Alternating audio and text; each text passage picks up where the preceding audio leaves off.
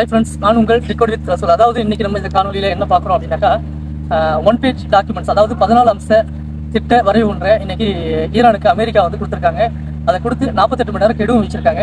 அது அடுத்தபடியாக என்னன்னா, அது சம்பந்தமாகவும் மேலும் பாரசீக வளைகுடா ஜலசந்தி ஆணையமானது ஒரு 5 கட்டளைகளை இன்னைக்கு அங்கே கடக்கக்கூடிய கப்பல்களுக்கு அறிவிச்சிருக்காங்க. அது சம்பந்தமாகவும் மேலும் ரஷ்யா, சீனா வந்து இன்னைக்கு முழு ஆதரவையும் ஈரானுக்கு தெரிவிச்சிருக்காங்க. அதில் என்னென்னலாம் உள்ளடக்கப்பட்டது அப்படின்னு சொல்லிட்டு எல்லாத்தையும் தெளிவாக டீட்டெயில்ஸாக இந்த காணொலியில் பார்ப்போம். வாங்க, சேனலை லைக் பண்ணுங்கள், ஷேர் பண்ணுங்கள், கமெண்ட்ஸ் பண்ணுங்கள், சேனலில் போவோம். அதாவது 1 பேஜ் டாக்குமெண்ட்ஸ் அப்படின்னு சொல்லிட்டு ஒரு 14 அம்ச திட்ட வரைவு பட்டியல் ஒன்றை இன்னைக்கு வந்து அமெரிக்கா வந்து ஈரானுக்கு அனுப்பி வச்சிருக்காங்க பாகிஸ்தான் மூலமா. அதில் என்னெல்லாம் கூறப்பட்டிருக்கு அப்படின்னு பார்த்தீங்கன்னா, ஏற்கனவே அவங்க சொல்லியிருந்த அந்த நிபந்தனைகள் எல்லாம் திரும்பவும் இணைச்சி அந்த நியூக்ளியர் எல்லாமே வந்து அதாவது எந்த அப்டேட்டுமே நியூக்ளியர் சம்பந்தமாக இருக்கக்கூடாது. ஏற்கனவே அவங்க சொல்லியிருந்தாங்க இல்லையா, அந்த 14 அம்ச திட்டத்தில் அந்த அனைத்து திட்டமும் அப்படியே தான் இருக்குது. அதில் இந்த மெயினாக வந்து அவங்க பேசுறது இந்த நியூக்ளியர் சம்பந்தமாக உள்ளது தான் அவங்க திரும்ப சொல்லிட்டு இருக்காங்க. அதில் வந்து 12லேருந்து 15 வருஷத்துக்கு அவங்க அந்த நியூக்ளியர் சம்பந்தமாக எந்த அப்டேட்டும் பண்ணக்கூடாது, யுரேனியம் செறிவூட்டத்தை முற்றிலுமாக நிறுத்த வேண்டும் அப்படிங்கிறதையும், மேலும் பல திட்டங்கள் அது ஏற்கனவே அவங்க சொல்லியிருந்தாங்க இல்லையா, இந்த ஸ்ட்ரைட் ஆஃப் ஹார்மஸ் விடுவிக்கணும், அதே மாதிரி இந்த ரெசிடென்ஸ் குரூப் அவங்களுக்குலாம் வந்து ஆதரவு கொடுக்கறத நிறுத்தணும் அப்படிங்கிறது மாதிரி அந்த ஏவுகணை தளங்கள் மற்றும் அவங்களுடைய உற்பத்தி, அதாவது ட்ரோன் உற்பத்தி, ஆயுத உற்பத்தி எல்லாத்தையும் முழுவதுமாக கட்டுப்படுத்தி தங்களுக்குள்ள அதை ஒரு நிறுத்தி வைக்கணும் அப்படிங்கிற மாதிரி திரும்பவும் அதே மாதிரியான முடிதலை திரும்பவும் அனுப்பியிருக்காங்க. அதுக்கு ஈரான் வந்து இன்னும் பதில் சொல்லலை. அவங்க என்ன பண்ணியிருக்காங்க, அதே மாதிரி திரும்பவும் அந்த முன்னாடி என்னென்ன கூறியிருந்தாங்களோ அது அத்தனையுமே அந்த 14 அம்ச திட்டத்தில் இணைச்சே திரும்பவும் கொடுத்துருக்காங்க. அதே மாதிரி ஸ்ட்ரைட் ஆஃப் ஹார்மஸை நீங்கள் விடுதலை அங்கே காசு வசூல் பண்ணக்கூடாது அப்படின்றத வந்து இப்போ என்ன மாற்றம் பண்ணியிருக்காங்க அப்படின்னாக்கா, இந்த ஸ்ட்ரைட் ஆஃப் ஹார்மஸ் வசூலில் வந்து நாங்களும் உங்களோட இணைஞ்சு அதில் நாங்களும் இந்த இதில் இருப்போம், வசூல் பண்ணுறதுல எங்களுக்கும் அதில் பங்கு இருக்கும் அப்படின்னு சொல்லிட்டு அதை ஒரு எக்ஸ்ட்ரா பாயிண்ட்ஸாக அதை வந்து சேர்த்துருக்காங்க. அது மட்டும் இல்லாமல் நம்ம இருவரும் இணைந்து அதை அனைத்தையுமே செய்வோம் அப்படிங்கிற மாதிரி அமெரிக்காவும் ஈரானும் இணைந்து செய்யும் அப்படின்னு சொல்லிட்டு இன்னைக்கு அந்த முன்மொழிவில் இடம்பெற்றதாக அமெரிக்காவினுடைய வெளியுறவுத்துறை அமைச்சர் மார்க்கோ ரூபியோ அவர்கள் தெரிவிச்சிருக்காங்க. அது மட்டும் இல்லாமல் இன்னைக்கு எபிக் ஃபியூரின்னு ஆரம்பிச்சிருந்தாங்க இல்லையா, அதையும் ஃப்ரீடம், ப்ராடக்ட் ஆஃப் ஃப்ரீடம், அது எல்லாத்தையுமே நாங்கள் நிறுத்துறோம், ஒரு முடிவுக்கு வருகிறது அப்படின்னு சொல்லிட்டு இன்னைக்கு அந்த அறிவிப்பும் அவர் செஞ்சிருக்காரு. இந்த அறிவிப்பு கேட்ட அப்பாஸ் ஆராய்ச்சி வெளியுறவுத்துறை அமைச்சர் அவர் என்ன ரிப்ளை பண்ணியிருக்காங்க அப்படின்னு பார்த்தோம்னா, அவங்க வந்து இதில் நீங்கள் மத்தியஸ்தம் செய்யக்கூடிய பாகிஸ்தானின் தலைவர்கள் மூலியமாக எங்களுக்கு அது கிடைக்கப்பட்டது, அந்த 14 அம்ச திட்டத்தை நாங்கள் பார்த்து ஆராய்ச்சி பண்ணிட்டு இருக்கோம், அதை வந்து ஆராய்ந்து கொண்டு இருக்கோம். அதாவது நீங்கள் கொடுத்த அந்த 14 அம்ச திட்டத்தில் நிறைய சிக்கல்கள் இருக்குது. அதில் வந்து நீங்கள் கூறின மாதிரி அதாவது நியூக்ளியர் செறிவூட்டுதலை முழுவதுமாக நிறுத்த சொல்லியிருக்கீங்க. நாங்கள் 5 வருடத்துக்கு தான் அதை வந்து நிறுத்துறோம்னு சொல்லிட்டு ஒத்துக்கிட்டு இருந்தோம். ஆனால் வந்து நீங்கள் 12லேருந்து 15, 20 இப்படின்னு சொல்லிட்டு அதிக காலங்களை நீங்கள் விடுவிச்சு கொடுத்துருக்கீங்க அப்படின்னு சொல்லிட்டு அவங்க அது சம்மந்தமாகவும், மேலும் அந்த ஸ்ட்ரைட் ஆஃப் ஹார்மஸ் வசூலை வந்து நாங்களும் பங்கெடுப்போங்கிறது அதெல்லாம் வந்து அவங்க பார்த்து பரிசீலனை பண்ணோம். நாங்கள் வந்து எங்களுக்கு நீங்கள் சொன்ன மாதிரி உடனடியாக 48 ஹவர்ஸில் நீங்கள் கொடுத்த காலக்கெடுக்குள்ளலாம் உங்கள் அழுத்தத்துக்குலாம் நாங்கள் உடனடியாக பதில் சொல்ல முடியாது, எங்களுக்கு காலதாமதம் வேணும், அதாவது நாங்கள் வந்து பரிசீலனை பண்ணணும் அப்படின்னு சொல்லிட்டு இன்னைக்கு அதுக்கு ஜென்டிலாக அவங்க பதில் சொல்லியிருக்காங்க. உங்களுடைய அழுத்தத்துக்கும் உங்களுடைய அந்த அதாவது நீங்கள் வந்து ஆர்டர் போடுறதுக்கும் நாங்கள் வந்து பணிஞ்சு எதையுமே செய்ய மாட்டோம் அப்படிங்கிற மாதிரி அவங்க பழைய மாதிரி சொல்லியிருக்காங்க. நாங்கள் ஆராய்ச்சி பண்ணி விரைவில் இதுக்கான பதிலை மத்தியஸ்தர்கள் மூலியமாக, அதாவது பாகிஸ்தான் மூலியமாக நாங்கள் வந்து இதை உங்களுக்கு தெரிவிப்போம் அப்படின்னு சொல்லிட்டு ரீசன்ஸாக சொல்லி முடிச்சிருக்காங்க. அதோட இருக்குது. அதுக்கப்புறம் பார்த்தீங்கன்னா வந்து ஈரான் வந்து ஐக்கிய அரபு எமிரேட்ஸ் மேலே தாக்குதல் பண்ணலன்னு சொல்லிட்டு ஏற்கனவே அறிவிப்பு கொடுத்துருந்தாங்க இல்லையா, IRGC ஆனது காத்தமுல் அன்பியா ஆகிய அவர்கள் மூலியமாக ஊடகத்துக்கு தெரிவிச்சிருந்தாங்க இல்லையா. ஆனால் வந்து ஐக்கிய அரபு எமிரேட்ஸ் சொல்லியிருந்தாங்க ஈரான் தான் தாக்குதல் நடத்தினாங்க அப்படின்னு சொல்லிட்டு. ஆனால் அவங்க மறுத்திருந்தாங்க. ஆனால் இன்னைக்கு சவுதி அரேபியாவிலேருந்து ஒரு தகவல் சொல்லியிருக்காங்க, ஐக்கிய அரபு எமிரேட்ஸ் மேலே தாக்குதல் பண்ணது நாங்கள் தான் அப்படின்னு சொல்லிட்டு இன்னைக்கு சவுதி அரேபியாவானது இன்னைக்கு அதை ஒத்துக்கிட்டு இருக்காங்க. இது ஏன் என்னன்னு பார்த்தோம்னா, ஏற்கனவே OPEC மற்றும் OPEC பிளஸ் ஆகிய நாடுகள் இருந்து ஐக்கிய அரபு எமிரேட்ஸ் ஆனது வெளியேறி இருக்கு இல்லையா. அதாவது அனைத்து நாடுகளும் அந்த வளைகுடா நாடுகள் எவ்வளவு எண்ணெய்களை உற்பத்தி பண்ணலாம், எவ்வளவு இருப்பு வைக்கலாம், எவ்வளவு விலைவாசி நிர்ணயிக்கலாம் அப்படின்னு சொல்லிட்டு இது மாதிரியான சம்பந்தமான உள்ள அந்த OPEC மற்றும் OPEC பிளஸ் ஆகிய நாடுகள் கூட்டமைப்பிலிருந்து வெளியானது மற்றும் பல சவுதி அரேபியாவுக்கு எதிரான பல நடவடிக்கைகளில் ஐக்கிய அரபு எமிரேட்ஸ் ஈடுபட்டதும் இதுக்கு ஒரு காரணமாக இருக்கும். மேலும் இந்த அறிவிப்பின் தொடர்ந்து மேலும் அந்த ஐக்கிய அரபு எமிரேட்ஸ் மற்றும் சவுதி அரேபியா ஆகிய இருவர்களுடைய உறவுகளில் புதிய சிக்கல்களும் மேலும் உள்ளுக்குள்ள புகைச்சலும் ஏற்பட்டு கொண்டிருக்கிறது. இது போராக மாறுமா என்னன்னு சொல்லிட்டு அரசியல் ஆய்வாளர்கள் கருதுகிறார்கள். மேலும் அது சம்பந்தமாக என்ன நடக்குது என்று பொறுத்திருந்து பார்ப்போம். அடுத்தபடியாக என்னன்னா, அதாவது வடக்கு காசா பகுதிகளிலையும் இன்னைக்கு இஸ்ரேலானது தன்னுடைய தாக்குதலை தீவிரப்படுத்தி தரைவழி தாக்குதல்களை அதிகரித்து தாக்குதல் நடத்திக்கிட்டு தான் இருக்காங்க. இன்னைக்கு அந்த மக்கள் இருப்பிடங்களை குறி வச்சு தாக்குதல், அப்பாவி மக்கள் மேல தாக்குதல் தொடுத்துட்டு இருக்காங்க. அதே மாதிரி தெற்கு லெபனான் பகுதிகளில் ஏற்கனவே தாக்குதல் நடத்திருந்தாங்க இல்லையா. இன்னைக்கு என்ன பண்ணியிருக்காங்க அப்படின்னாக்கா, லெபனானுடைய தலைநகரான பெய்ரூட் ஆகிய பெய்ரூட்டின் தெற்கு பகுதியில் தஹியல் ஆகிய பகுதிகளில் மிக கடுமையான தாக்குதல்களை தொடுத்திருக்காங்க. அது மட்டும் இல்லாமல் இருப்பிடங்களில் மக்கள் வசிக்கக்கூடிய வசிப்பிடங்கள் எல்லாத்தையும் வந்து தரைமட்டமாக்கி இருக்காங்க. இது வந்து ஏற்கனவே இந்த பேச்சுவார்த்தை சீஸ்ஃபயர் இருந்துச்சு. அது இருக்கும்போது அவங்க வந்து பெய்ரூட்டை தாக்குதல் பண்ணலை.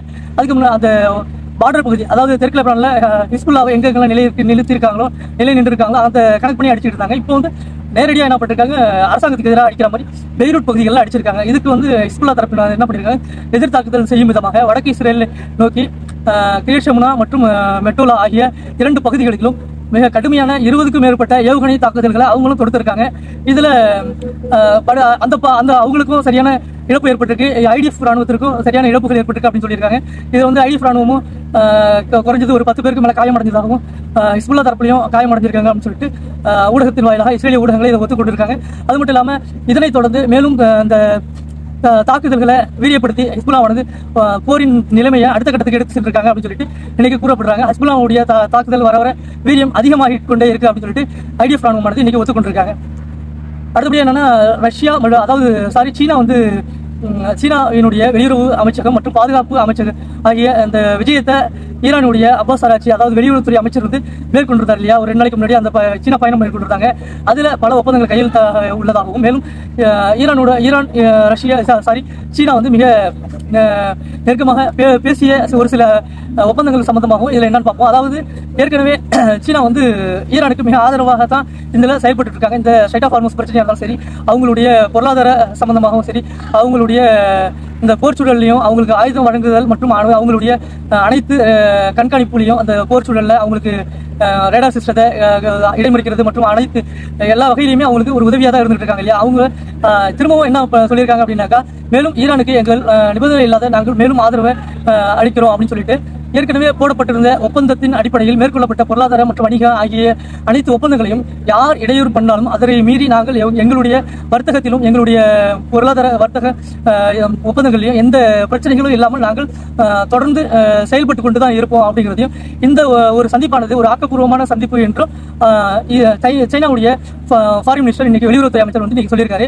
அது மட்டும் இல்லாமல் ஈரானுக்கு செறிவூட்டுதல், நியூக்ளியர் செறிவூட்டுதலை அவங்களுக்கான அது வந்து உரிமை, அதை வந்து எந்த நாடும் தடுக்க முடியாது. அது வந்து அவங்க ஆக்கப்பூர்வமான விஷயங்களுக்காக தான் பயன்படுத்துறாங்க. அணுகுண்டு தயாரிக்கணுங்கிற ஒரு நோக்கத்தில் அவங்க செயல்படுத்தலை. அது வந்து அவங்களுடைய எரிசக்தி, மின் உற்பத்தி மற்றும் அவங்களுடைய தேவைக்காக தான் அவங்க வந்து செஞ்சுட்டு இருக்காங்க. அதை வந்து நாங்கள் முழு ஆதரவும் தருகிறோம். மேலும் ஸ்ட்ரைட் ஆஃப் ஹார்மஸ்ல இந்த பிரச்சனைகள் சரியாக வேண்டும் என்று நாங்கள் விரும்புகிறோம்.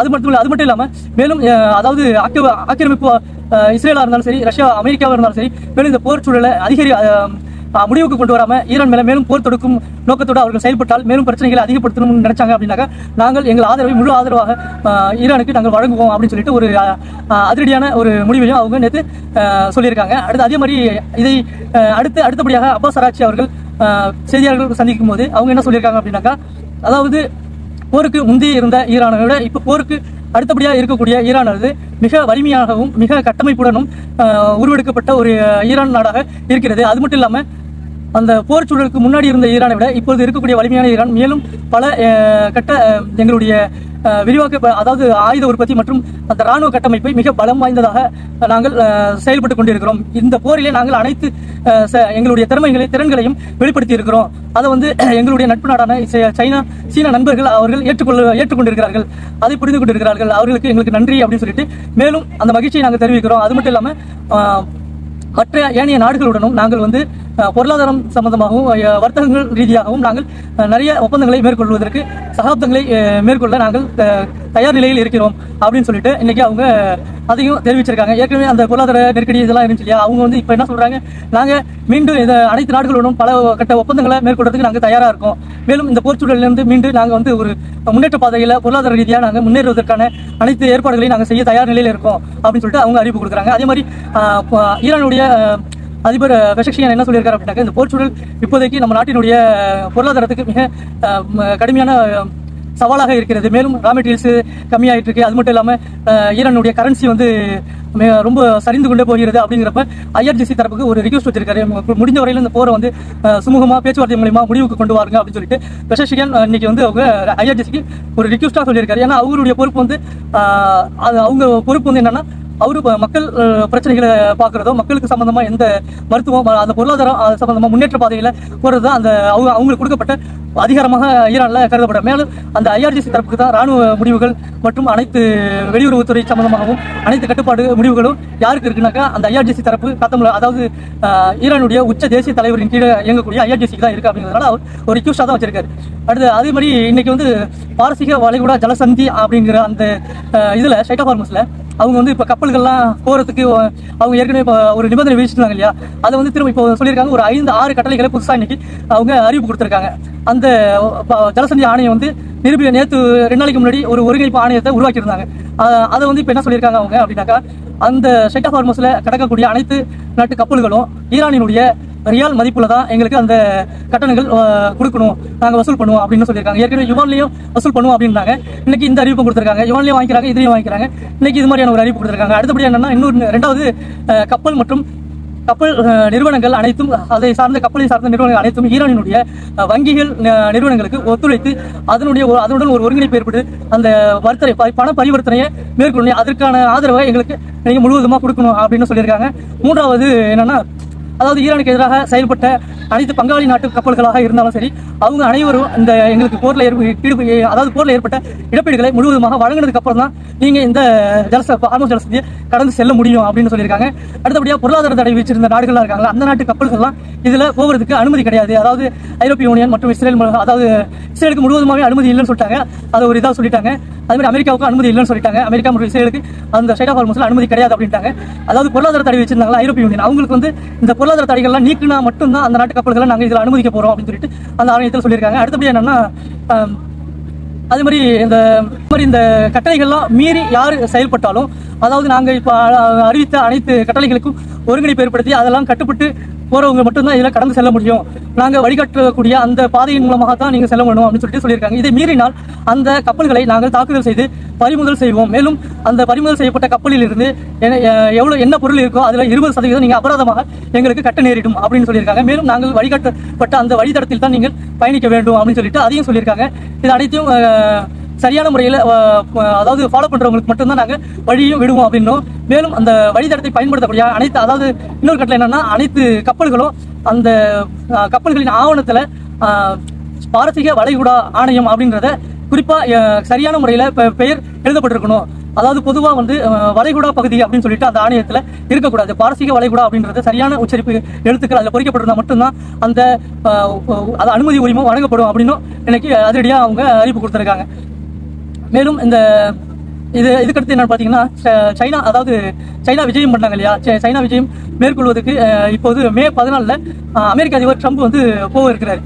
அவரு போறதுக்கு முன்னாடி ஒரு தாக்குதலை நடத்தக்கூடும் அப்படின்னு சொல்லிட்டு ஒரு சில ஆய்வாளர்கள் கணிக்கிறாங்க ஈரான் மேல. ஆனா வந்து சைனா போனதுக்கு அப்புறம் தான் வந்து இது மாதிரி தாக்குதல் நடத்தக்கூடும் அப்படின்னு சொல்லிட்டு ஒரு சில பேர் சொல்றாங்க.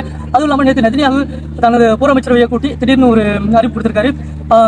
அதாவது செறிவூட்டப்பட்ட யுரேனியத்தை முதல்ல கைப்பற்றணும் ஈரான் இருந்து, அவங்க விரைவாக அணுகுண்டு தயாரிச்சிருவாங்க, அதுக்கப்புறம் பாதிப்பு இஸ்ரேலுக்கு அப்படிங்கிற மாதிரி அவரு சொல்லி, நாங்கள் அமெரிக்க அதிபர் டொனால்ட் ட்ரம்புடன் நல்ல ஒரு நட்புடன் தான் இருக்கும், தினமும் அவரிடம் உரையாடி கொண்டு இருக்கிறேன், அதனால நாங்கள் எப்போதும் அவர்கள் யுரேனியத்தை கைப்பற்ற தயார் நிலையில் இருக்கிறோம் அப்படின்னு சொல்லிட்டு ஒரு பகிரங்க அறிவிப்பு ஒன்று கொடுத்திருக்காரு. அதே மாதிரி டொனால்ட் ட்ரம்பும் ஒரு அறிவிப்பு கொடுத்திருக்காரு. இந்த நாங்கள் கொடுத்த 14 அம்ச திட்டத்தை உடனடியாக பரிசீலனை பண்ணி 48 மணி நேரம் உங்களுக்கு டைம் கொடுக்குறேன், அதுக்குள்ள எங்களுக்கு சரியான பதிலை கொடுங்க, இல்லை அப்படின்னாக்கா நாங்கள் கடுமையான விளைவுகளை நீங்க சந்திக்க நேரிடும், போர் தடுக்கக்கூடிய வாய்ப்புகள் எங்களுக்கு இருக்கு அப்படின்னு சொல்லிட்டு அதை அறிவிப்பு எச்சரிக்கையாக கொடுத்திருக்காங்க. அதுவும் சம்பந்தமாகவும் நம்ம என்ன நடக்குதுன்னு பார்ப்போம். 48 மணி நேரம் டைம் கொடுத்துருக்காங்க, இன்னும் முடியல, அது கெடு முடிஞ்சதுக்கு அப்புறம் என்ன நடக்குதுன்னு பார்ப்போம். அதே மாதிரி ஈரானிய அரசியல் ஆய்வாளர் என்ன சொல்லியிருக்காரு அப்படின்னாக்கா, அதாவது இப்போ வந்து ஒரு வரையறுக்கப்பட்ட தாக்குதலை மேற்கொள்ளணும் அப்படின்னு சொல்லிட்டு ஈரான் மேல அமெரிக்கா வந்து கருதுறாங்க. ஏன்னா இந்த செறிவூட்டப்பட்ட யுரேனியத்தை மட்டும்தான் இப்ப அவங்களுக்கு எடுக்கணும்ன்ற ஒரு குறிக்கோள் இருக்காங்க. அதனால வேண்டி ஒரு குறிப்பிட்ட வரையறுக்கப்பட்ட தாக்குதல் நடத்தி இந்த செறிவூட்டப்பட்ட யுரேனியத்தை தூக்கிட்டு போறதுக்கான ஒரு வேலையை செய்யறாங்க. அதுக்காக மேபி செய்ய வாய்ப்பு இருக்கு அப்படின்னு சொல்லிட்டு இன்னைக்கு ஈரானிய அரசியல் ஆய்வாளர் ஒருவர் அறிவிப்பு கொடுத்திருக்காரு. மேலும் இப்பொழுது கூறிய அனைத்து தகவல்களும் புரிஞ்சிருந்ததுன்னா லைக் பண்ணுங்க, ஷேர் பண்ணுங்க, கமெண்ட்ஸ் பண்ணுங்க. நன்றி, வணக்கம்.